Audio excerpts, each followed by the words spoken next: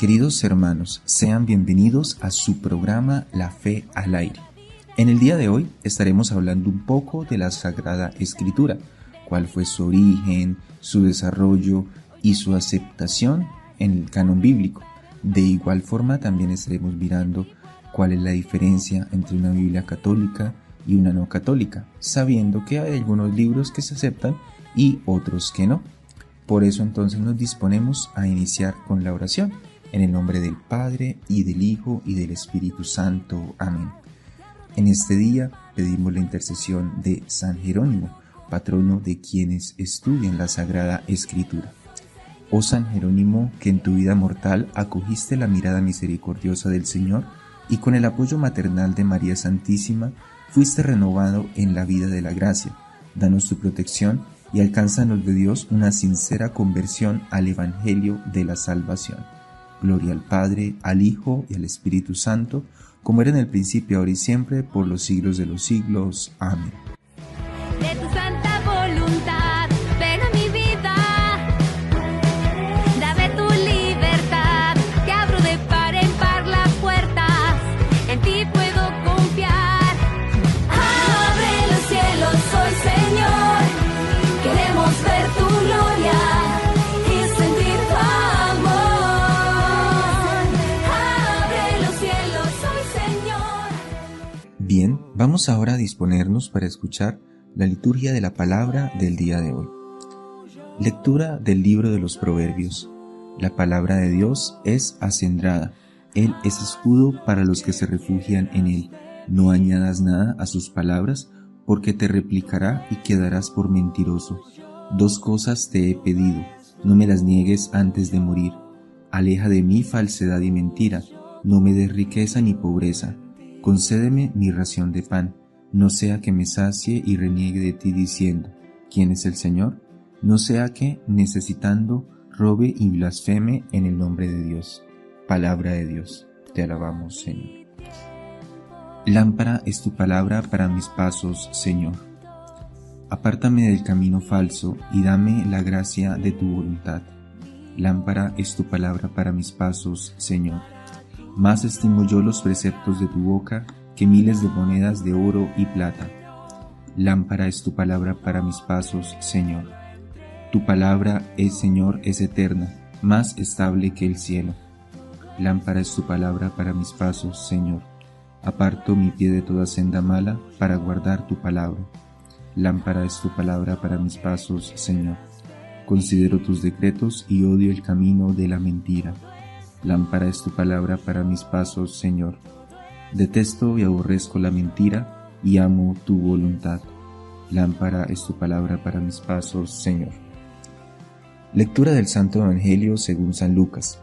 En aquel tiempo Jesús reunió a los 12 y les dio poder y autoridad sobre toda clase de demonios y para curar enfermedades. Luego los envió a proclamar el reino de Dios y a curar a los enfermos, diciéndoles: No llevéis nada para el camino, ni bastón ni alforja, ni pan ni dinero, tampoco llevéis túnica de repuesto.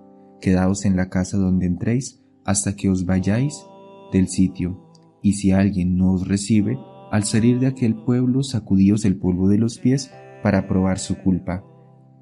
Ellos se pusieron en camino y fueron de aldea en aldea anunciando el Evangelio y curando en todas partes. Palabra del Señor, gloria a ti, Señor Jesús. Te entrego, Señor,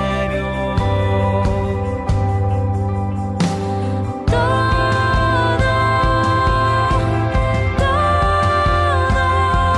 te entrego,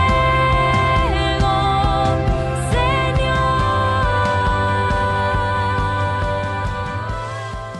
En el Evangelio, Jesús convoca a sus apóstoles, los envía a proclamar el reino y los conforta ante el rechazo. Precisamente hoy Jesús nos llama a cada uno de nosotros y nos envía a anunciar el reino de Dios, llevando únicamente lo necesario, como signo de humildad y disponibilidad ante el desarrollo de la evangelización. Pero a la vez, el Señor nos conforta ante el rechazo de muchos que aún no creen y niegan la fe. Y ante esta situación, se nos invita a estar en paz y en respeto ante la decisión del hermano, pero a la vez se nos invita a continuar con más ánimo la obra de Dios. A continuación vamos a ver cómo la Iglesia llevó a cabo el proceso de aceptación de los libros que hoy tenemos como inspirados por Dios, los que conforman nuestra Biblia, la Biblia que hoy tenemos en casa, la Biblia a la cual hoy consultamos y a la cual nosotros consideramos palabra de Dios. Cómo la Iglesia desde los primeros siglos tuvo que evaluar los muchos libros que habían y señalar cuáles eran realmente inspirados por Dios para que hoy tengamos la Biblia que tenemos. Vamos a mirar que desde los inicios del cristianismo, las comunidades cristianas utilizaban varios textos, tanto del Antiguo Testamento como las cartas de los apóstoles, pero no había una lista definida de cuáles eran los libros sagrados. Es decir, en los primeros siglos, después de la muerte de los apóstoles, habían muchas cartas, habían muchos libros que trataban de introducirse dentro de las comunidades cristianas para tratar de decir que eran palabra de Dios. Habían muchas personas que estaban incluyendo libros que realmente eran heréticos, libros que realmente no enseñaban palabra de Dios, sino que enseñaban otras doctrinas extrañas. Y de ahí nace la preocupación de los padres de la Iglesia por tener los libros que de verdad contenían la palabra de Dios, por evaluar cuáles sí contenían la palabra de Dios y rechazar los que no contenían la palabra de Dios. De esta manera, entonces, los padres de la Iglesia, los sucesores directos de los apóstoles, tuvieron a tener en cuenta tres aspectos. Por un lado, la apostolicidad, es decir, que estos libros, para ser aceptados dentro del canon bíblico, tenían que tener relación con los apóstoles. Segundo, que tuvieran ya un uso litúrgico, es decir, por ejemplo, que ya se leyeran dentro de las celebraciones eucarísticas. Y tercero, que tuvieran conformidad con la doctrina cristiana, es decir, que tuvieran relación con lo que hoy conocemos como la tradición apostólica.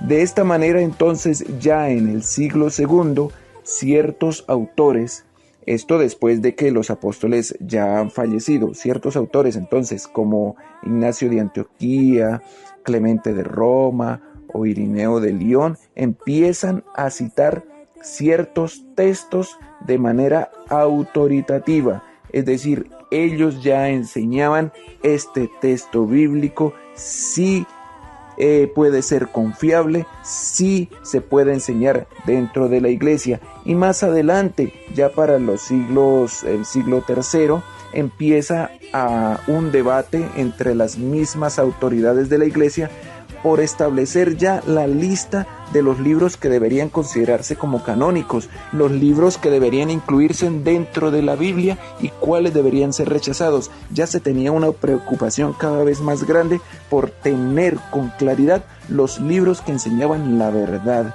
y esta discusión se llevó fuertemente a cabo en el siglo III, de tal manera que ya para los años 363 a 397, con los concilios de la Odisea y el concilio de Cartago, se definió con claridad: estos son los libros que nosotros llamamos inspirados por Dios. Estos son los libros confiables, y los que no entran dentro de este listado se deben rechazar porque no contienen la palabra de Dios.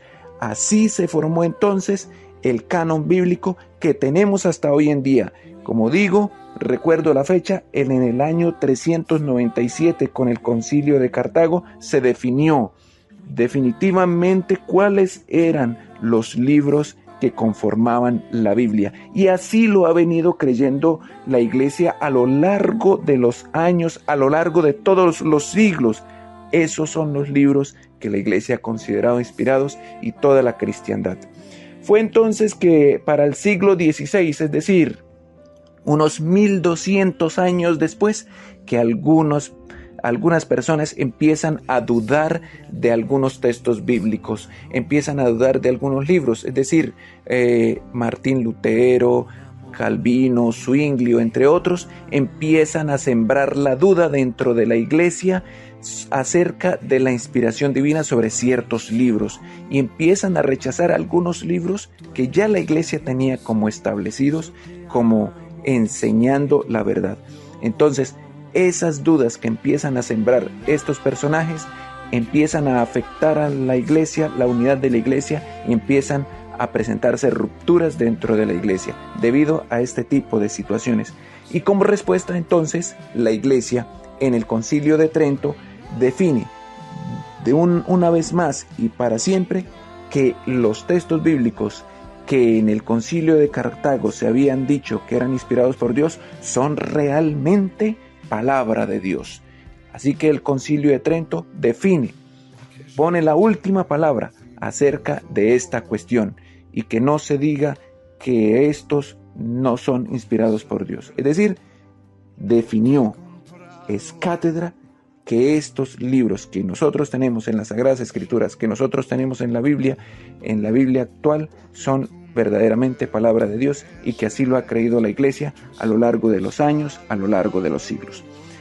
Que esto nos ayude a tener un gran respeto por aquellas personas que trabajaron arduamente en evaluar cuáles eran los libros que deberían considerarse como inspirados por Dios, que tengamos un gran respeto y un gran amor por las Sagradas Escrituras y que consultemos constantemente, que leamos constantemente lo que Dios quiere de nosotros, cómo Dios nos enseña la verdad a través de las Sagradas Escrituras. Leámosla y aprendamos de ella lo que Dios nos quiere decir para nuestras vidas.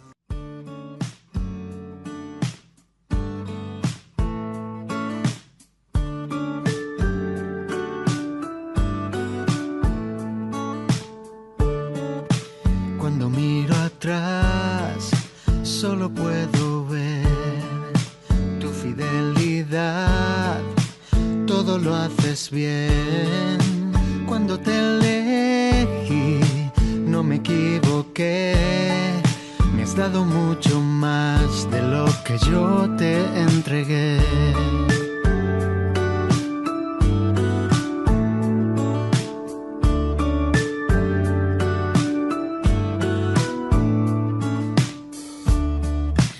Sé que me conoces como nadie lo hace. Sé que tú me amas de una forma inigualable. Hoy quiero agradecer por salir a mi encuentro, por darme vida nueva y estar en todo momento. Si tú iluminas mis días, ¿a quién iré? Solo tú tienes palabras de vida. ¿A quién iré? No te cambio por nada. No te cambio por nada. No te cambio por nada. No te cambio por nada.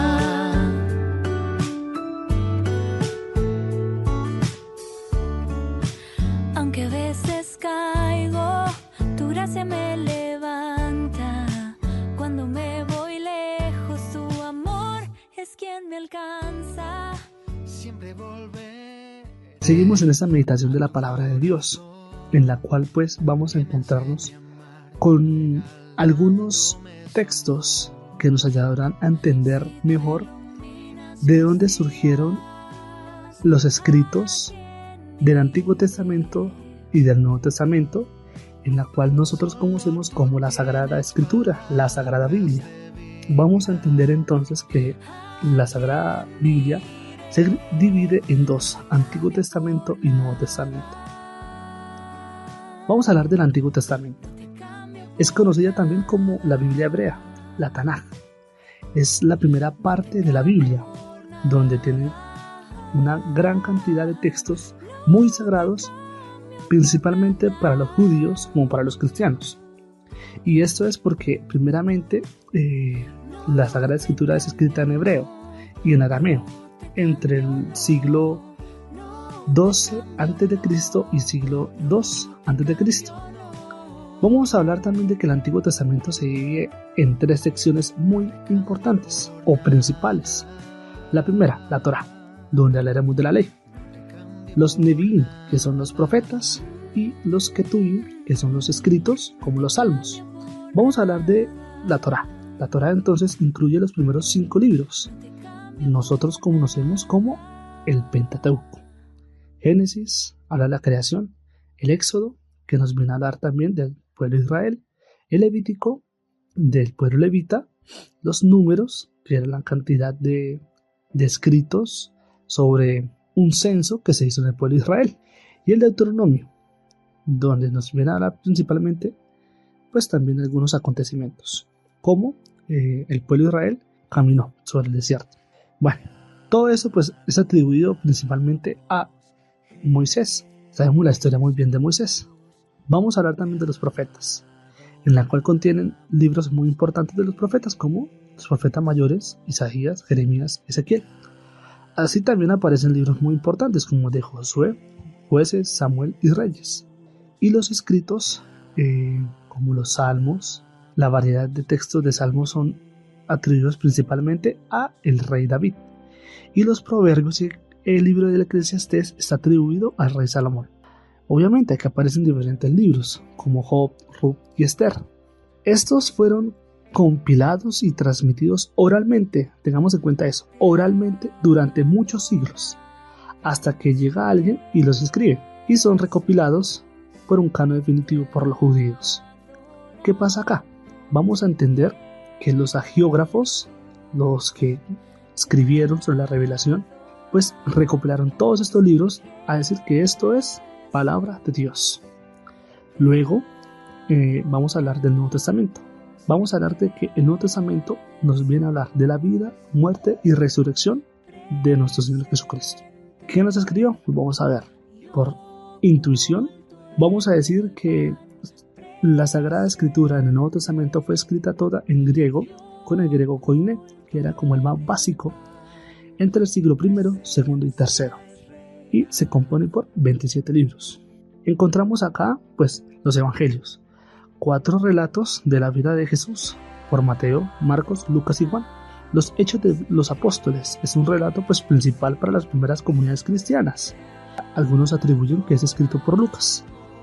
Y encontramos las escritas cartas, las diferentes cartas de San Pablo, de San Pedro, de Santiago, de San Juan, a las diversas comunidades que en la diáspora vivían, como a los corintios, como a los romanos, como a Éfeso, en fin. Y nos encontramos con el Apocalipsis, que es un libro profético, escrito pues, saben muy bien que por Juan. Ese es un proceso de compilación del Nuevo Testamento y eso pues hace entender que es una selección también grande y es considerada y vista como una inspiración para las primeras comunidades cristianas. Pues todo esto culminó entre el año 422 hasta el 500. Con esa formación de cánones del Nuevo Testamento nos viene a entender que cada uno pues tiene una identidad, pero el principal mensaje aquí no es tanto quién es el autor, sino qué nos quiere decir el autor. Por eso, queridos hermanos, meditemos la palabra de Dios, comprendiendo ya lo que está escrito, para poder incluso ser discípulos y también ser aquellos que transforman la vida de los demás y que a raíz de ello podemos ser testigos de ese amor que Jesús vino a dar.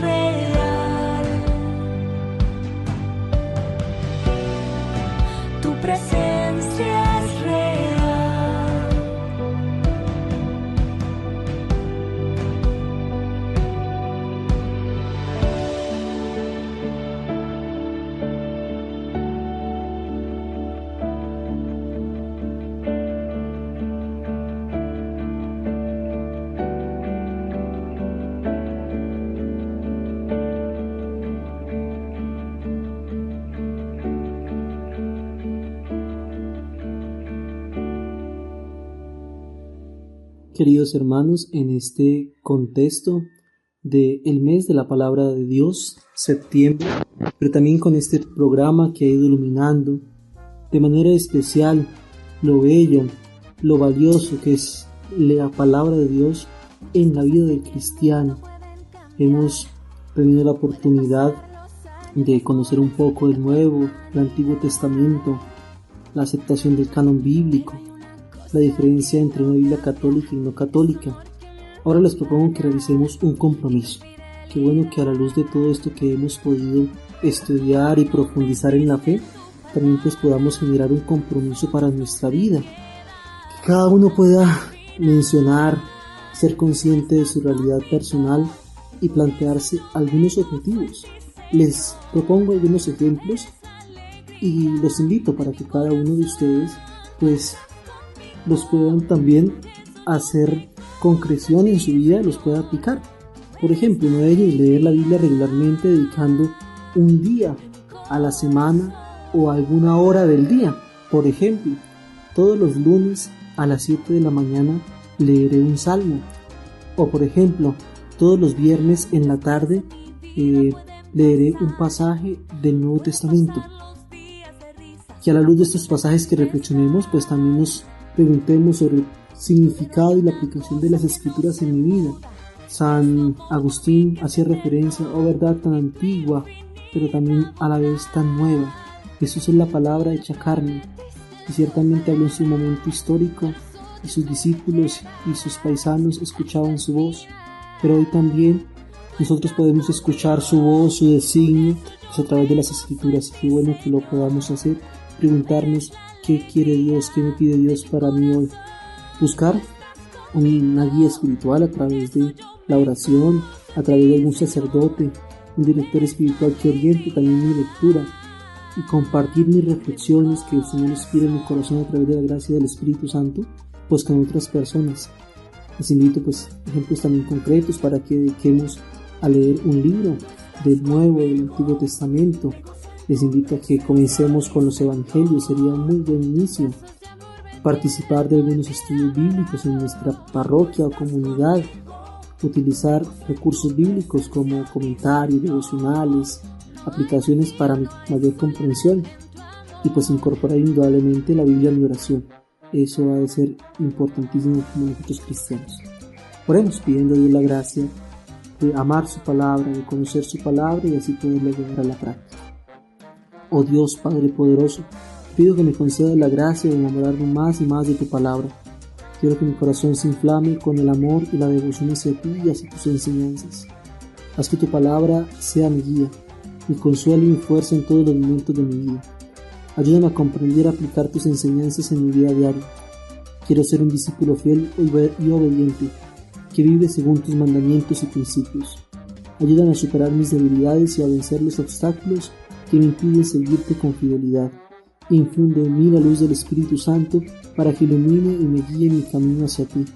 Haz que mi corazón se vuelva más parecido al tuyo, lleno de amor, compasión y misericordia. Te lo pido por medio de Jesucristo nuestro Señor. Amén. Gracias a todos ustedes también por hacer parte de este programa que emitimos de nuestro Seminario Mayor, y que el Señor nos conceda cada vez enamorarnos más de su gracia, que con su gracia seamos capaces de enamorarnos más de su palabra. Amén.